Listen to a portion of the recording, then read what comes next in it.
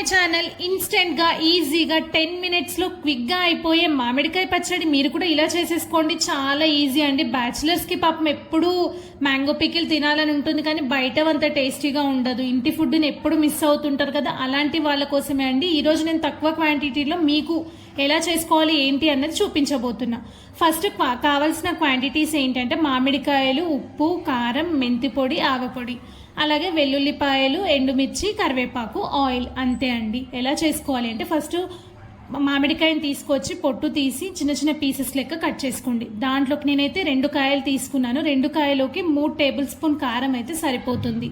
And అలాగే salt కూడా 2 tea స్పూన్ల కారం వేసుకుంటే 1.5 వేసుకుంటే సాల్ట్ కూడా సరిగ్గా సరిపోతుందండి.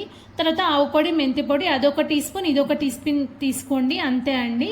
ఆయిల్లోకి మనం పోపు ఎలా పెట్టుకోవాలో చూసేద్దాం. స్టవ్ మీద ప్యాన్ పెట్టుకొని దాంట్లోకి పల్లీ నూనె అండి, అస్సలు సన్ఫ్లవర్ ఆయిల్ వేయొద్దు. పల్లీ నూనెలోకి జీలకర్ర, ఆవాలు, ఎండుమిర్చి వేసుకొని బ్రౌన్ కలర్లోకి వేయించుకోండి.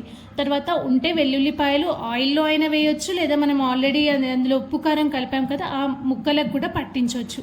కొన్ని ఆయిల్లో వేసుకోండి, కొన్ని అందులో వేసుకోండి, చాలా టేస్టీగా ఉంటాయి. ఒక్కొక్కరికి ఒక్కొక్క రకం ఇష్టం కాబట్టి నేను అలా చూపిస్తున్నాను.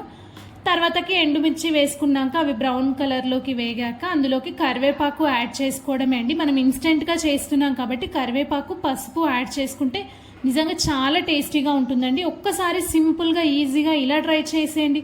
ఆ పోపుని ఆ మామిడికాయ ముక్కల్లోకి యాడ్ చేసి ఒక 1 hour అలా వదిలేయండి. తర్వాత వేడి వేడి అన్నంలోకి కొంచెం నెయ్యి ఈ పచ్చడి వేసుకొని తింటే నిజంగా అండి హోమ్ ఫుడ్ మిస్ అయిన వాళ్ళందరికీ ఈ స్వర్గమే అండి. అంత టేస్టీగా ఉంటుంది.